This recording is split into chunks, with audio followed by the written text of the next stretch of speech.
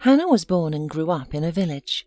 She was a late, long-awaited child of her parents, so she was literally bathed in love and acceptance as a child.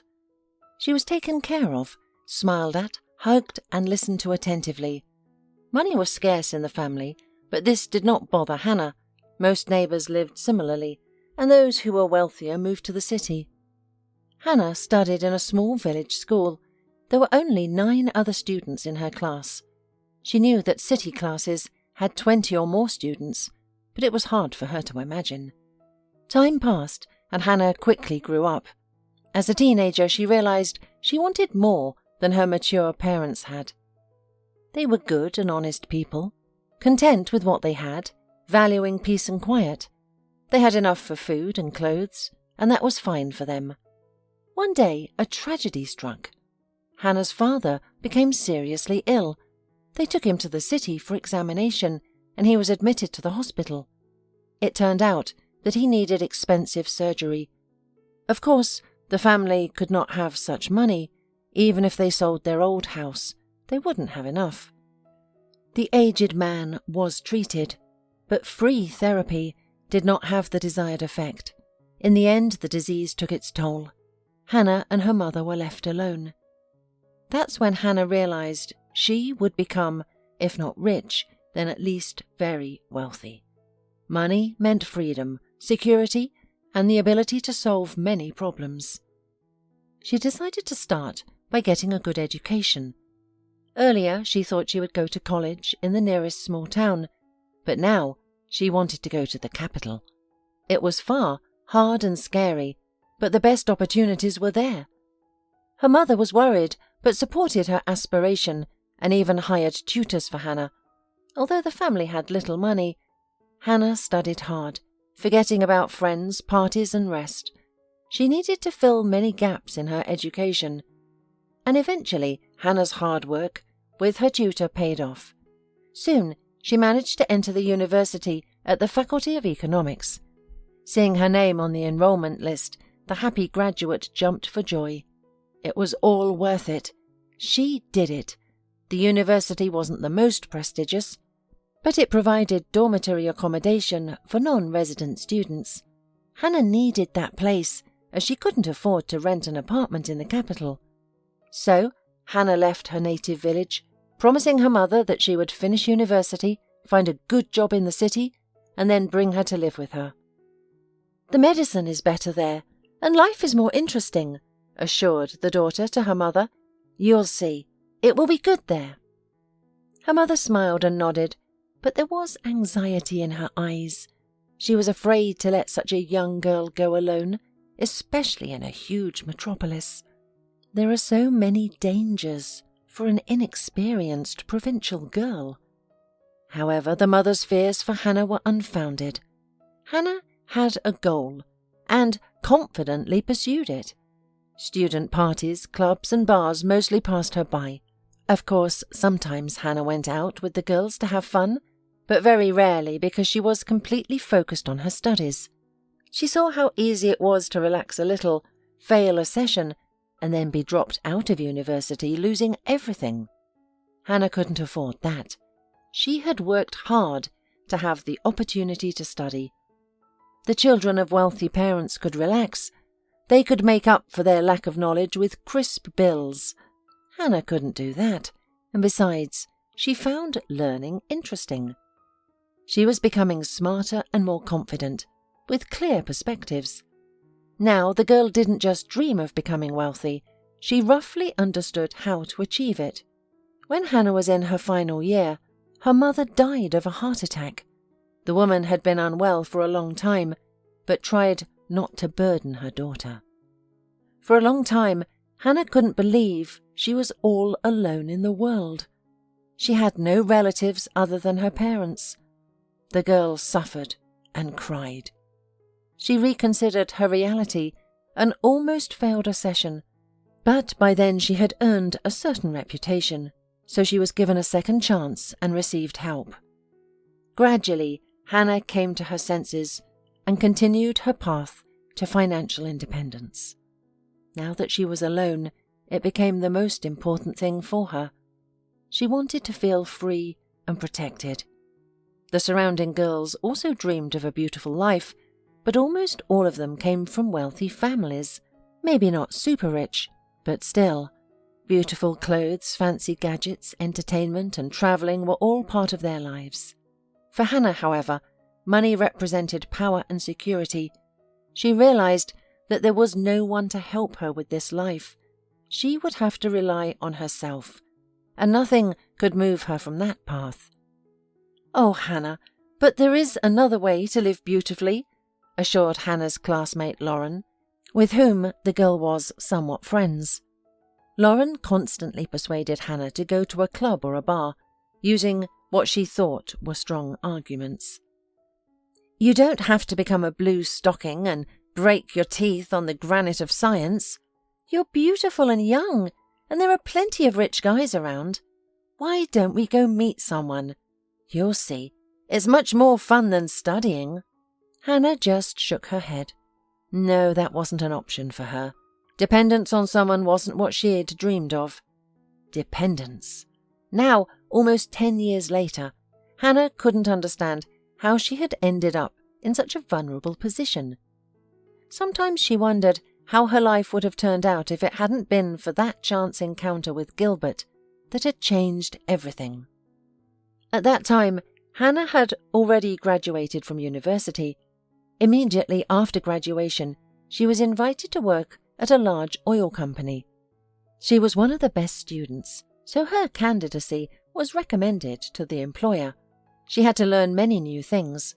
What was written in textbooks did not always work in practice, and Hannah soon realized this. She often stayed in the office until midnight, learning and adopting the experience of senior colleagues. It was difficult, but the salary was good, and the prospects were encouraging. Her bosses noticed her hard work and periodically gave her bonuses. She was constantly climbing the career ladder. Soon, Hannah managed to save up for her own apartment. It was a small, single apartment in a not-too-prestigious neighbourhood, but it was her own space, earned independently. She had to sell the village house to make repairs to the apartment, but Hannah had no regrets. She was not planning to return to her native village anyway. Everything was going exactly as Hannah had planned. She had a good job and her own apartment. She worked hard for it, but she understood that in real life, unlike fairy tales, success requires hard work. It was hard, of course. Hannah sometimes wanted to live like her peers, travel, meet guys, and have fun with friends. Nevertheless, she led an entirely different life, work and household. She had to rely only on herself. And then one day, Hannah finally decided to go on vacation. She was given 2 weeks off from work. She had the money for a vacation, and everyone around her was always flying and going somewhere. So why not? Hannah chose a resort, recommended by a colleague. She brought some bright summer clothes, packed a suitcase, and flew from the cold city spring straight into the hot tropical summer. Alone. None of her friends could leave the city at that time. Hannah saw the sea for the first time in her life. It was beautiful, lying on the sand, enjoying the gentle sun, and listening to the waves. Finally, she relaxed and properly rested. A change of scenery was very conducive to this. Hannah didn't even take any excursions. She just rested on the shore next to the sea and felt happy and peaceful. Most of the guests at the hotel were elderly people, couples, or those with their grandchildren. Hannah was quite satisfied with this. She was not desiring adventure and just wanted to rest. One day, as she was about to leave the beach for dinner at the hotel, he came up to her. Gilbert, a young man in shorts and a tight pumped torso, a white t-shirt under a bronze and tan, laughing turquoise eyes, a charming white-toothed smile, and slightly ruffled hair the colour of ripe wheat. "Hi," he said to Hannah as if they had known each other for years. "I've been watching you for a long time. You're so beautiful and always alone." "Hi," Hannah smiled at him. She couldn't take her eyes off his mesmerizing eyes. He was a real looker. They started talking and getting acquainted. The young man introduced himself, said he was vacationing with his family, and they rented a bungalow near the hotel. He also confessed that every evening he watched her from afar because he liked her very much. "You're incredibly beautiful," Gilbert said, looking straight into Hannah's soul. "You probably get told that a lot, don't you?" Hannah shook her head. She had almost no experience with men. She was always too busy studying and working. Now she felt dizzy from his compliments. Men had tried to get to know her before, but Hannah was always guarded. Now she wanted to be near Gilbert. He was so handsome, so gallant, so pleasant to talk to. Perhaps it was the fact that she was by the sea for the first time, and alone. Anyway, they began an affair. It was beautiful, bright and hot. Hannah finally allowed herself to be frivolous and reckless. Gilbert showed her different places at the resort, not the usual tourist spots. They watched sunsets in the mountains, kissed in flowering groves, and scuba dived on deserted beaches. Hannah thought she wasn't capable of because she had always been afraid of deep water, but Gilbert persuaded her, and she didn't regret it. She had never seen such beauty with her own eyes. Coral reefs and sea creatures in their natural environment. It was a whole other world. There were clubs, discos, and delicious, instantly intoxicating cocktails. Gilbert seemed genuinely in love with Hannah. He gently embraced her, looked at her with admiration, showered her with compliments, and surprised her. Hannah realized that this was probably a resort romance, and such relationships usually don't continue.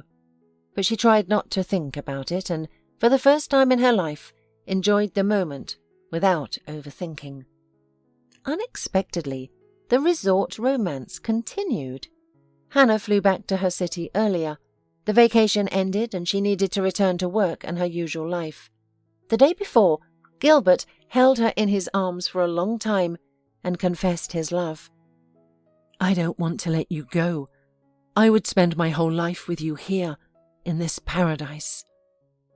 Hannah only smiled sadly. She too was sad that the fairy tale was ending.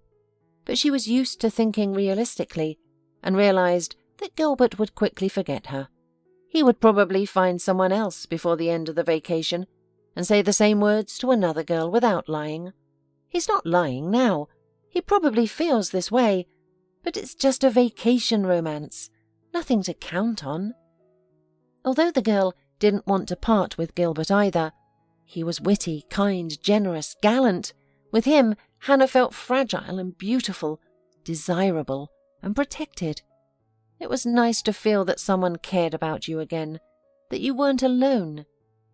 Hannah didn't expect it, but Gilbert continued to communicate with her, called, sent photos from the sea and wrote long messages. So the resort romance wasn't left at the resort. Then Gilbert returned home. He lived in the same city and called Hannah for a date. The girl's heart was pounding frantically that night. Is it really true? He hasn't forgotten me and wants to continue the relationship. I wonder how it will be here, in the big city, not on the seashore. What if he is disappointed in me? Luckily, Hannah was worried about nothing. As soon as Gilbert saw her, he rushed to her, embraced her, and pressed her against him. All Hannah's doubts immediately fell away. "You cannot imagine how much I missed you. I dreamed about you." A chance meeting at the resort turned into something serious, real, warm and light. Gilbert and Hannah went on dates, talked a lot, and gradually became close to each other. Hannah knew that Gilbert was still living with his parents. He graduated from university, worked at his uncle's firm, but dreamed of his own business. The plan was already in place. He only lacked money to start, but he was working hard on it, saving and investing. They talked a lot about this future business. The idea seemed promising to Hannah, and she had enough knowledge and experience to discuss it with Gilbert. The young man marvelled at her intelligence and creativity. "Next to you, I'm not afraid of anything at all," he used to say. We'll move mountains together. We'll build an empire. We'll become rich and independent, Hannah immediately added. We'll earn so much that we can travel without worrying about anything. Hired workers will do everything for us, but it won't happen quickly. It's okay. We'll overcome everything. Soon, Gilbert and Hannah were living together in Hannah's apartment. Gilbert had his own separate apartment. His parents bought him an apartment in a prestigious neighbourhood, but set the condition that he would move there only when he got married. It was a family nest, not a bachelor's den. Slowly the young couple started their own business. Time and money for the business was scarce at first, so progress was slow. Hannah and Gilbert continued to work at their jobs, but every spare penny was now put into the business. They had to economize, cut back on expenses, but they both understood what it was all for. Soon it became obvious that they needed large investments for further development. But where to get the money? That's when Gilbert came up with what he thought was a brilliant idea. What if you sell your apartment? There is only one bedroom, so we're not going to live here anyway, because we need something bigger, more decent. But after selling it, we'll have just enough money to start our company. Hannah shook her head. How can I sell my only dwelling? Yes, the apartment was tiny, but it was her own hard-earned living space, and it was scary to be homeless again, especially since their business was still shaky. There was no telling if anything serious would come of it. And besides, where are we going to live? Hannah asked. She simply did not know what to answer her beloved. I've thought it all out. We're getting married. I wanted to propose to you for a long time anyway. We'll get married and move into my apartment. You know that my parents gave me such a stupid condition. In the new apartment, only with my wife. The apartment is big, beautiful, nice neighbourhood. We'll be better off there. And we'll sell your apartment and put the money into circulation. We'll succeed, you'll see. We'll be rich, as we dreamed once, and we'll achieve everything ourselves. Do you like this idea? Hannah's eyes flickered. So many things fell on her, and the offer to sell her apartment and talk about marriage, all this was necessary to comprehend. But Gilbert waited for an immediate answer. He was so convincing and enthusiastic that Hannah agreed. Really, why hesitate? Gilbert had proven the truth of his feelings more than once. They're together. They're the closest persons they have to each other. Ahead lies a happy family life and a joint business. Gilbert is solid as a rock. He loves her. He really does. Everyone can see it in his words, his actions, his looks. So, what's there to think about? Gilbert and Hannah got married a month after that conversation. They didn't have a luxurious wedding, although Gilbert's parents insisted on a lavish celebration. Of course, the only son is getting married, but for Hannah, who was there to invite? No relatives, no close friends, and the money that would have been spent on the wedding was better saved for business development. They were both passionate about the idea. The business was their common child and their dream. So Gilbert and Hannah signed the papers at the registry office and just celebrated it with Gilbert's parents in a restaurant. Gilbert's father quickly left. He was a busy man, constantly receiving calls and required for work processes. But Gilbert's mother, Mrs. Russo, was already retired. She had once worked with her husband, but now she had retired and was in no hurry to go anywhere. Hannah never realized whether Mrs. Russo liked her or not. She behaved like a snow queen, unemotional, a little prim, impeccably polite. It was impossible to guess what feelings this woman was experiencing at any given moment. Hannah immediately realized that their relationship would not be close. It was a pity because Hannah wanted to feel warmth and acceptance from Gilbert's family. "Mum, she's just such a person," Gilbert explained later, "but she's good, really good. Don't worry about it. Mum is not going to get in our way. It seemed to me that she wanted another wife for you from a wealthier family." "No," Gilbert smiled. "You just don't know her. She doesn't judge people like that. She's all about what that person is like on their own, and you're wonderful. And my mum understood that. She's a good judge of people." One way or another, Mrs. Russo remained cold and aloof. They saw each other occasionally at family holidays or just for fun, and sometimes had lunch or dinner together. Mrs. Russo did not attempt to get closer, but also did not show dislike, never trying to insult her motherless daughter-in-law. She just kept her distance. And Gilbert's father, Hannah almost never saw. He was always on business trips or at meetings. Anyhow, Hannah sold her apartment, invested the money into the business, and it began to grow and prosper. Sales increased, new clients appeared, and the small company turned into a powerful market player. The business required a lot of time and effort, so first Hannah quit her job, and then Gilbert left his uncle's firm. The couple focused entirely on their own business. Both worked tirelessly from dawn to dusk, standing side by side like two dedicated warriors, unafraid of hard work and challenges. This dedication paid off. There was almost no time for rest. Hannah was in the office 24 hours a day, while Gilbert travelled the country searching for big clients and the best suppliers. They each had their roles, and they understood that only together were they a force. The couple had many plans and ideas for developing the business. They shared goals, brought them closer, making them feel like one. Hannah was amazed at her husband's efficiency and enthusiasm, and he never tired of praising his wife's sharp mind. Hannah was proficient with financial reports and planning, and most successful ideas were born in her mind. The couple realized they were very close to their dream. Soon their business would be able to operate almost independently, giving them freedom, money, and the opportunity to travel and rest.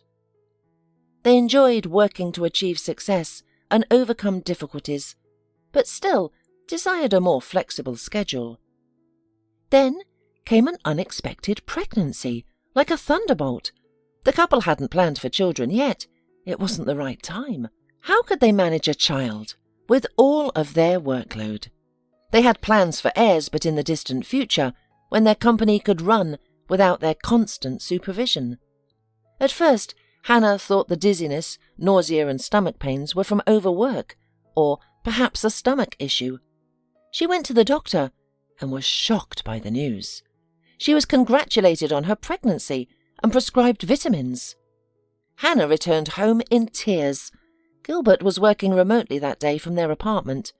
Seeing his wife upset, he turned pale, fearing she had serious health problems. "I'm expecting a baby," Hannah almost whispered. "How can this be? We've taken every precaution." "A baby?" Gilbert's face lit up with joy. Hannah saw that he had no doubts or worries, just genuine happiness. "Really? It's wonderful!" She did not expect such a reaction from her husband. She thought he would be confused or upset, but his face shone with a happy smile. This reaction deeply affected Hannah. She suddenly felt joy too.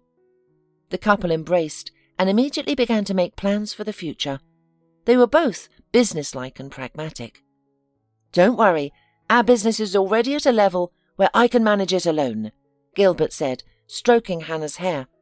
"The main thing is we'll have a baby. I've been dreaming about it for a long time. I just didn't tell you because I saw you weren't ready yet." "Pregnancy is not a disease," Hannah replied. "I'll be able to work even while pregnant. And after the baby is born too. Not as much as now, of course, but still." "We'll manage everything, don't worry," Gilbert assured her. "We're together." But Hannah was wrong. Her pregnancy turned out to be difficult. The future mum felt bad, often needing to go to the hospital. Gilbert assured her that her main focus should be their baby, but Hannah felt incomplete because she couldn't devote time to their family business as before. She saw how hard it was for Gilbert alone. Her husband disappeared into the office, burdened with all the problems and tasks. This upset Hannah. She hoped that when the child was born things would get easier. Not immediately, of course, but children grow up fast. Heidi was born much prematurely. Due to her prematurity, the baby had health problems.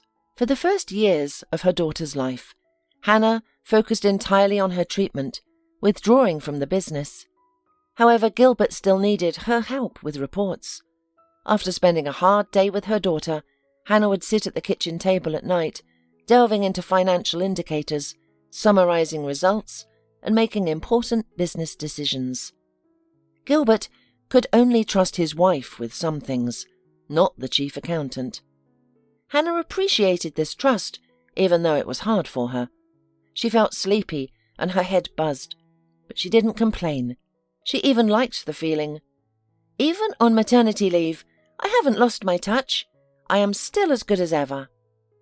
Heidi gradually grew stronger, and the diagnoses that initially scared doctors disappeared one by one. This brought joy and relief, but the girl was still capricious and needed a lot of attention. Hannah was very tired. At least Mrs. Russo took on some of the care. Hannah's mother-in-law adored her granddaughter, smiled at her, and said affectionate words to the little girl. Even Gilbert was surprised by this. "Mum just transforms next to Heidi," the young father said, shaking his head. "I've never seen her like this, not even when I was a kid myself." Heidi performed a real miracle. She melted the heart of the Snow Queen. However, this had little effect on the relationship between Mrs. Russo and Hannah. The mother-in-law still kept her distance, but now they saw each other more often. Mrs. Russo frequently visited Hannah to take her granddaughter for a walk. For the young mother, it was a time of rest and calmness, which she needed as much as air. 5 years passed. Hannah could not return to work because she needed to take care of Heidi. The girl still required rehabilitation and constant attention, and she often caught colds. Being premature, Heidi could not attend kindergarten. Hannah spent nights helping her husband with his reports. They used to share responsibilities equally, but now Gilbert carried most of the load for the family business, while Hannah only helped. There was no shortage of money. The business brought stable income. However, the dream of running the business independently was still far off, so Gilbert spent most of his time at work, and Hannah managed the house and took care of the child. Heidi was a separate victory for Hannah. The girl had been predicted to have several disorders, but constant training and rehabilitation worked wonders.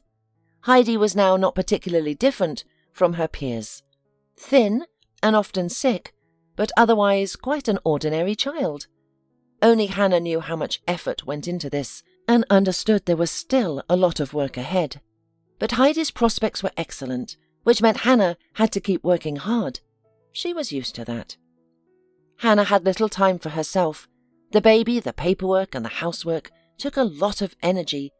Lately, she didn't even like looking at herself in the mirror. She had gained weight, not quite fat, but not as graceful as 5 years ago. Her skin was grey from lack of sleep, with bruises under her eyes, and her hair was always in a careless bun. Hannah's clothing style had become sporty. The narrow skirts and stylish blouses hung in the far corner of the closet, along with dusty high heels. Jeans, loose t-shirts, and sneakers made up Hannah's everyday look. They were comfortable and hid the extra pounds, and heels weren't practical for chasing a nimble child on the playground. Her friend from her university days, Lauren, often scolded Hannah. "You give your all to your family. Do you think anyone will appreciate that? I don't think so. You can't do that. You have to think of yourself too." Of course, there was truth in Lauren's words, but if Hannah spent a lot of time on herself now, who would take care of Heidi, the house, and the financial reports? Hannah preferred to think that this situation was temporary. When her daughter grew up, she would take care of herself and return to work full-time. She just needed to be patient. It was a phase. Only this phase never ended. The most unpleasant thing was that Gilbert had become distant. It was understandable. Work brought a lot of worries and troubles, but now this man came home late or even slept at the office. He listened to his wife half-heartedly. Heidi's affairs were of little interest to him. The only thing they still talked about were the financial reports Hannah checked and prepared, as if they were colleagues or bosses and subordinates. The couple no longer went out together as they used to, not even to corporate parties. Gilbert preferred to go alone. "Well, Heidi has no one to stay with, and you won't be interested there. Almost no one you know. The team have changed. I wouldn't go myself if it weren't my duty."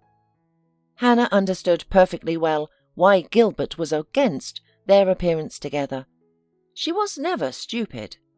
Of course, her husband was embarrassed by her current appearance. Gilbert had always been attracted to brightly coloured beauties, and Hannah herself was such a few years ago, but their family life and raising a sick child had taken its toll. It was a shame to realise that her husband was ashamed of her. Hannah blamed herself for not having time for much and perhaps wrongly organising her time and priorities. With time, Gilbert even began to avoid touching her. When Hannah tried to hug him or press against him, the man invariably withdrew, as if an invisible wall had grown between them. Hannah hoped she could return to their previous relationship. She read articles by psychologists, looked for information, and began to exercise at home. She didn't have time for the gym, so she worked out with Heidi in front of the TV. Both of them even began to enjoy it. Hannah realised that her marriage was under threat, and she now had a great responsibility as a woman. She was determined to fight for her family's happiness. At that time, she didn't realise that it wasn't about her at all. The epiphany came one late evening. Gilbert, as usual, returned late. Heidi was already asleep in her room. Hannah was reading in bed. Gilbert looked glum and thoughtful. He went straight to the bathroom, leaving his cell phone, which he usually never let out of his hands, on the nightstand. When Gilbert was taking a shower, his cell phone vibrated. Hannah knew her husband could get work calls at any time. The company's partners lived and worked in different time zones, so late calls were not uncommon. Hannah decided to take the call. It might be urgent. "Hello, Mr. Russo," said a polite male voice on the other end. "It's from the Heritage Restaurant. I wanted to inform you that your beautiful companion left her purse on the table. A courier will bring it to you at the specified address. We take care of our regular customers." Hannah gently pressed reset. Almost immediately the phone vibrated again. Probably the man from the restaurant still intended to get the exact address where the purse should be delivered. Hannah dropped the call. She wrapped herself in the blanket, lay on her side, pulled her knees up to her chin, and thought. The water was running in the bathroom. There, under the shower, stood her husband, Gilbert, a man whom Hannah trusted boundlessly, though it seemed in vain. She believed their difficulties were temporary, that everything would work out, and that their relationship would improve with a little effort. And now it turned out that her husband was a regular customer of one of the most expensive restaurants in the city, and he went there with a beautiful companion. Mr. Russo and his beautiful companion. So, Gilbert had a mistress. Well, a wealthy man can afford it. So, work wasn't the reason he was constantly absent from home or on frequent business trips. Maybe it's just a vacation with his mistress. Oh, what a fool I am. I even felt sorry for him working so hard. Poor guy. He can't see the light of day. So, while I fought with Heidi's problems, raised the child, provided comfort at home, and spent nights over financial reports, my dear hubby had fun. He stopped paying attention to me and daughter, and I blamed myself for it. How stupid I was. And how could I not notice such a thing? At that moment, Gilbert came out of the bathroom. Hannah looked at her husband with entirely different eyes, noticing his fit, athletic body. Of course, he had set up a mini gym in his office. Tanned, handsome, confident and wealthy. Such a man is a magnet for a certain category of women. Hannah suddenly felt bad for herself. All these years, Gilbert lived the way he wanted to live and put himself first, while for her, the interests of their family came first. And here's the result. Your beautiful companion forgot her bag at the Heritage, Hannah said in a casual voice, rising in bed. What? Gilbert was taken aback. Who let you take my phone? I answered the call. I thought it was for work, but it's an entirely different matter. Gilbert quickly pulled himself together. He went to the closet, took out his pyjamas and started to change, as if nothing had happened. No shadow of guilt or confusion, as if it was just the way it should be. So there's nothing you want to tell me? Hannah felt herself boiling over. Unlike her spouse, she had a hard time keeping her cool. Well, you found out everything yourself. Gilbert picked up a blanket and pillow from the bed. And yet? All right. Gilbert looked at his wife with a calm, confident look, which pissed her off even more. Yes, I have a woman. Young, beautiful, interesting. She's interesting and fun, you know? It's like I'm energized by her. And she loves me. I love you too. The words came out of Hannah's mouth before she could think. She didn't want to confess her feelings to her traitor husband in such a situation. But it was true. Hannah really loved Gilbert. He was still the closest and dearest person to her. Love? Gilbert grinned. It doesn't sound like it. All I hear from you is Heidi, Heidi, as if there are no other topics. And look at yourself. What have you become? At first I didn't realize what was wrong. My feelings for you seemed to cool down gradually. Then I realized I'm moving forward, and you're not just standing still, you're degenerating. Her husband's words hurt Hannah's heart. It was painful and unfair. You were smart and beautiful once. I didn't understand what was happening. I thought maybe we just needed to reconcile. We'd grown up, the household, the baby. I guess it's only when you're young that you still have strong feelings and vivid emotions. And then I met her, Dana. It was like she breathed life into me. Everything around me became bright and interesting again. I came alive, literally lived. But at home, with you, I get this, some kind of longing, a feeling of hopelessness. Dana gives me strength and energy, inspires me. So, that's the name of my husband's beautiful companion, Hannah thought to herself. Surely she is a real beauty, with a model appearance. It is unlikely that Gilbert would pay attention to another. We are both to blame for this, Gilbert said. Now there was a sadness in his voice, but Hannah couldn't determine whether it was sincere or contrived, appropriate to the moment. Well, since it so happened that you now know everything, it's time to talk about the divorce. Dana, she's tired of being my mistress, tired of hiding. I thought about telling you myself. It was difficult to make up my mind. And then this happened. It's a good thing it happened. Not now. Hannah shook her head. I need to think it over. Sure. Gilbert nodded and walked out of the bedroom with a blanket and pillow in his hands. Of course, Hannah couldn't sleep that night. She cried, quietly tucking into her pillow. The tears brought temporary relief, and then the mental torment began again.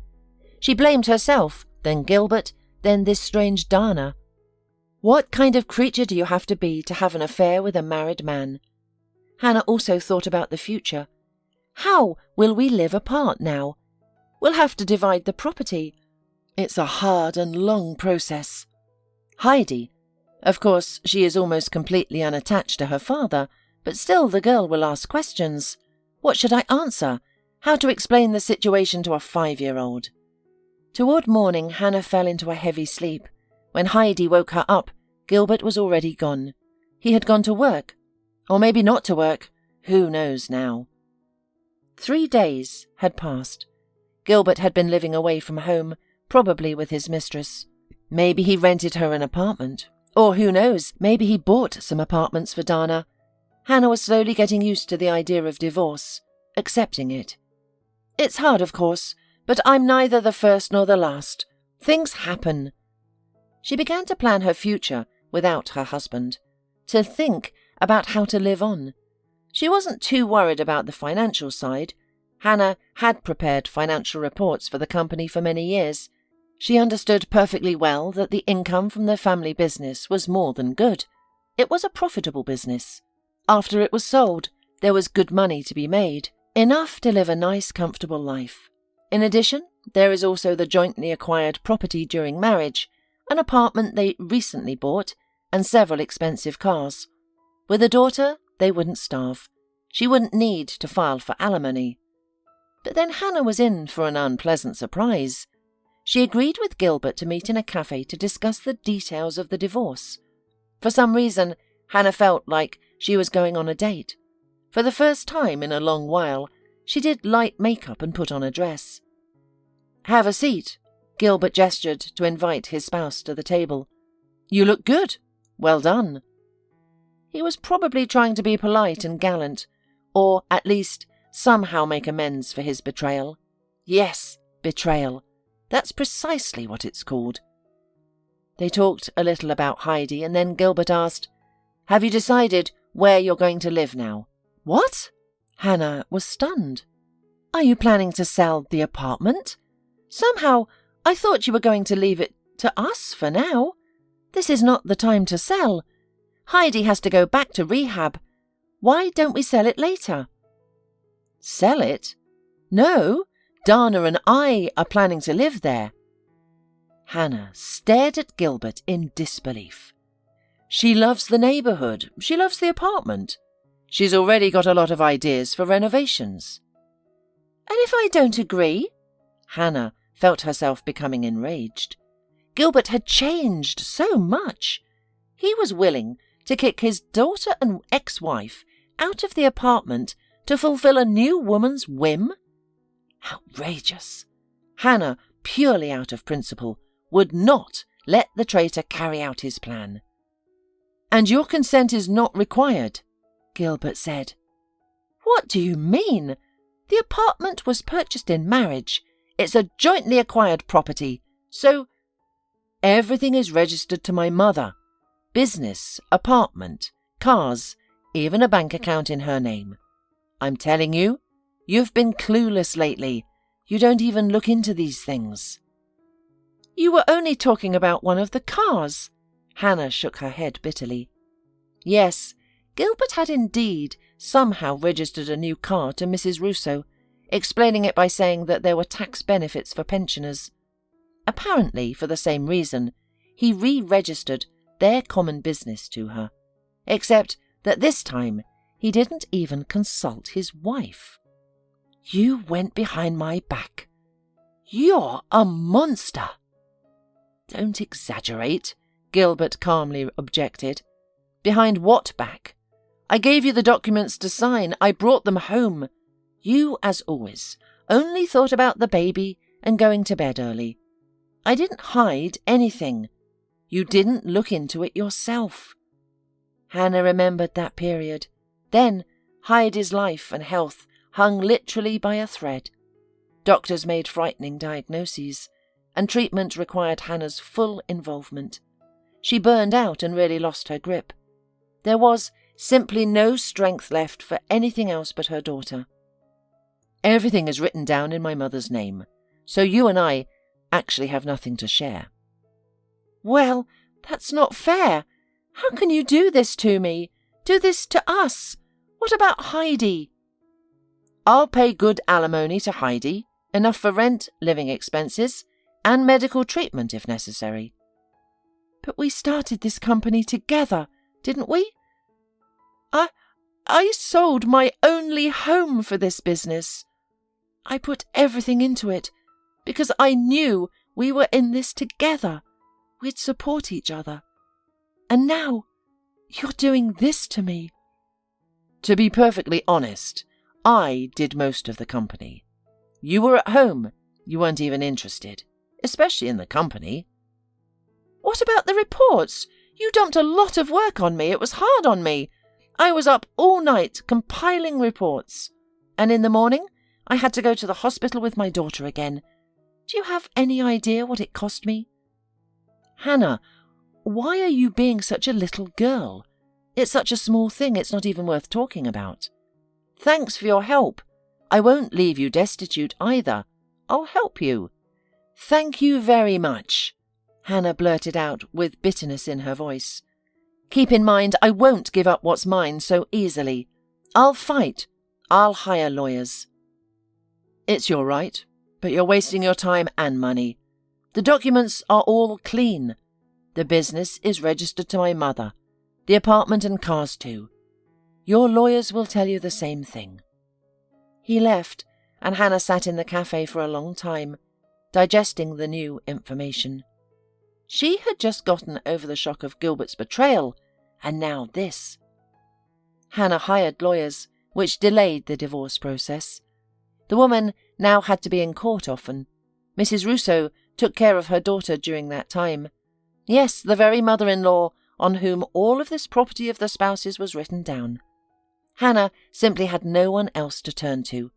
She understood, of course, that Mrs. Russo would support her son in everything, especially since there had never been a warm and trusting relationship between her and her daughter-in-law. Mrs. Russo kept her distance from Hannah. Recently she stopped coming to see her granddaughter, but when Hannah called and asked for help, she did not refuse. About affairs with her son, Hannah did not even start a conversation. She realized that Mrs. Russo would obey Gilbert in everything. What Gilbert said, she would do. But with her granddaughter, she helped her almost ex-daughter-in-law a lot. Hannah couldn't even hire a nanny. As it turned out, she had nothing at all now, and now she lived not on the money that the common business brought, as she wished before, but on the handouts of a successful husband. It was humiliating and offensive. Hannah now knew what Dana looked like. She sometimes appeared at the trials together with Gilbert. Tall, dark-haired, long-legged and very slender, her long, dark brown hair flowed beautifully over her graceful shoulders. Gilbert's hand was almost always on Dana's waist, and she looked at him so devotedly that Hannah began to understand her husband. It must be hard to resist the gaze of such a beauty. Gilbert, it turns out that Hannah never really knew him, or he suddenly changed dramatically, literally reincarnated into another person. The bond that was between them was slowly and painfully severed. That was hard too. Hannah turned off the light and lay down, still in her bedroom, cosy and familiar.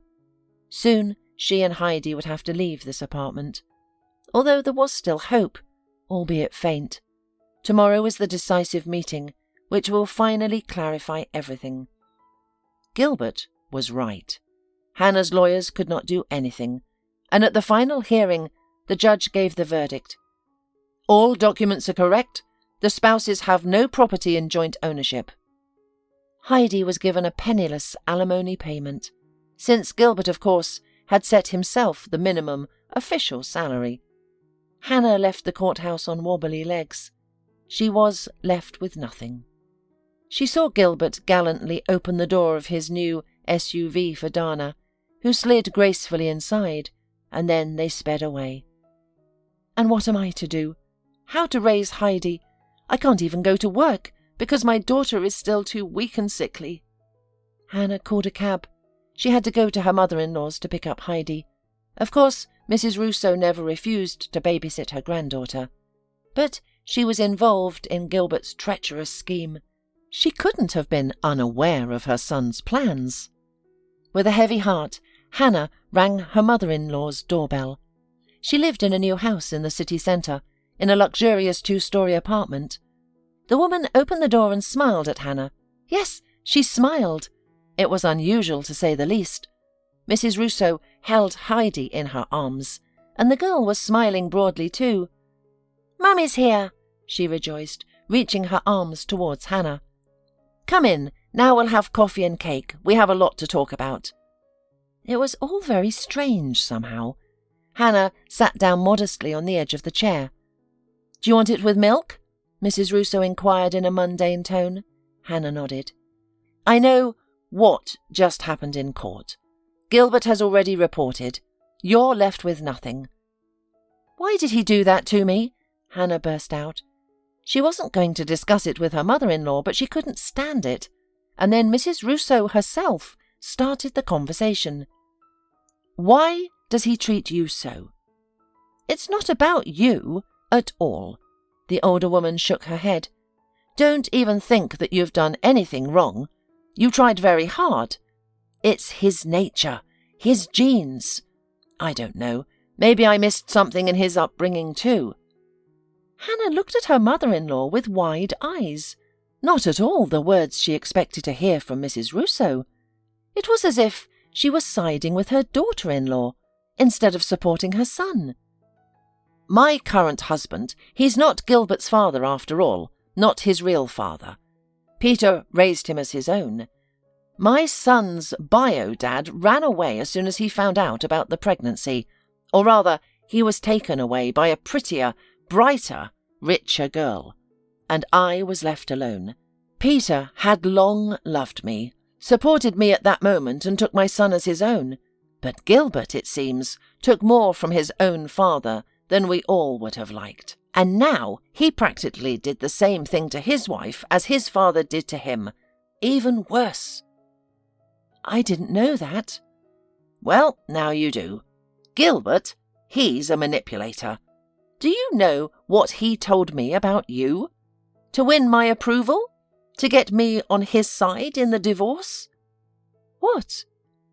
"He said you're a frivolous woman and the baby's not his. He told me that a while ago, when he signed over the property to me. He said if there's a divorce, he didn't want to give you anything because you came into his ready-made business and didn't earn anything on your own." "I came into his ready-made business? Did I? We built this business together. Is that what he told you about me?" "He did. I believed it, you know. I just never really got into what was going on with you, so I had no reason not to believe my son. Besides, I always dreamed of having a daughter, but God didn't give me and Peter any children. And here's Heidi, my granddaughter, a girl, a princess, my favourite little girl. I couldn't get enough of her. I don't think I've ever loved anyone in my life as much as I loved her. And then Gilbert says that she's not my own.